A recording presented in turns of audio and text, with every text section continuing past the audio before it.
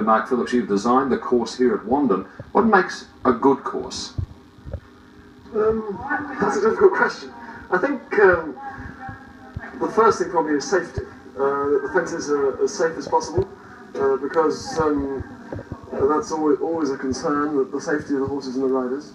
I think after that, I think the course needs to be educational, to educate and to encourage the horses and the riders to go on to the next level of competition, or to a 3-day event or international competition, or whatever. And then there's the sort of entertainment value of the course as far as the spectators and the crowd are concerned.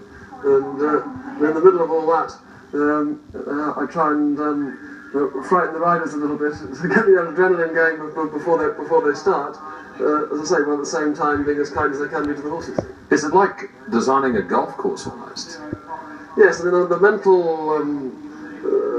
There is definitely a war of the minds there between the competitors and the course designer, and that you're trying to create a problem in the minds of the rider, but not the horse, because the safety of the horse and making the fences as encouraging and as educational as you can to the horse is really my prime concern.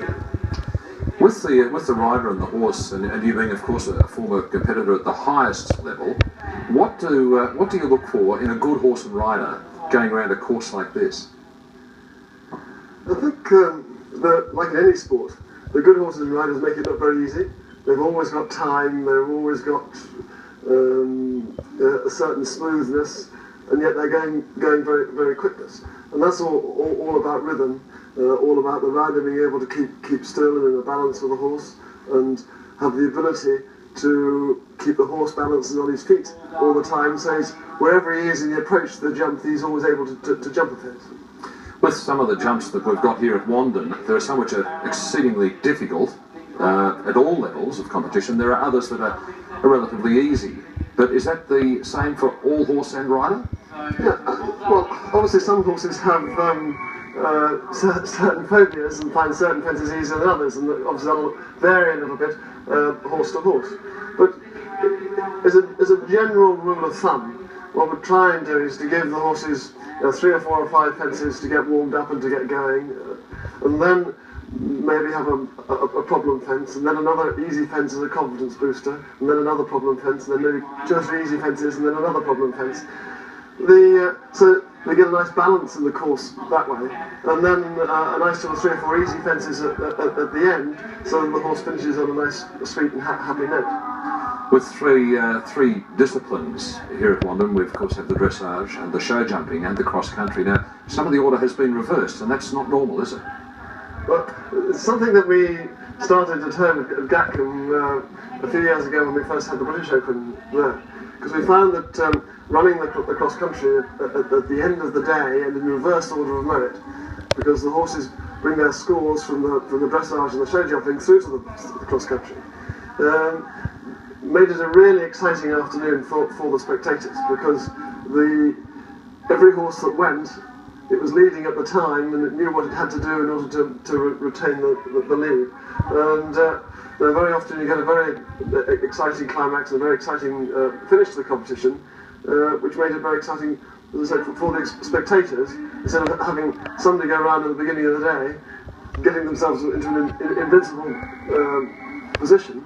So the competition has been won or lost with the first horse going around the course. So obviously, entertainment-wise, that isn't quite such a good value. Is that tougher on horse and rider? It's certainly puts a bit more pressure on the riders, because they know what they've got to do. They know if they've got to maybe take a chance here or a chance there, or if they can play a little bit safe, whatever. I mean, but that is all part of competing at the top level. I mean, everybody's a hero at home, and in practice can do these things very well. To be able to do them under pressure is a different thing. That's something that competitors have to learn to do. Is that the difference between a good rider and an exceptionally good rider? It's certainly the difference between a good competitor and a great competitor. This course here, how does it compare with many of the courses, of course some of the famous equestrian courses that you've ridden over in the past? I think it's very much of a standard. The course here is the final outing for many of the horses and riders before they go to the big field event in Werribee at the end of the month. And so I've very much had that in the back of my mind when designing the course. Some of these fences aren't as big as what they'll find at Werribee, because this is a warm-up and a preparation for that field event.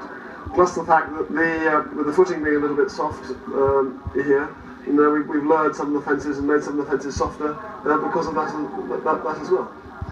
Finally, some of the junior riders that you've seen out here in Australia have been coming out here for many, many years. How's the standard of Australia's juniors comparing to some of the other countries, especially with the USA, for instance, where you're, of course, coaching so much of your time now?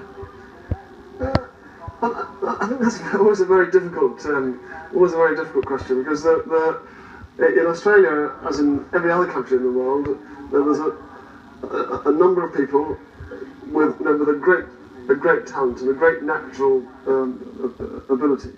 But if you're a youngster with that natural ability, you then need a little bit of luck to have the right horse at the right time and to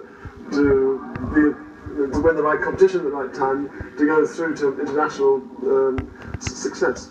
But certainly the potential's here in Australia, and it's just a question of who's going to go on to those international successes. I mean, in Barcelona, the Australians went fantastic to win their gold medals, and they had their opportunity and they took it, and all credit to them.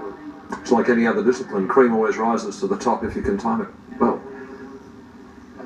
I have to agree, and then you just need a little bit of luck as well, but cream always rises to the top, that's for certain.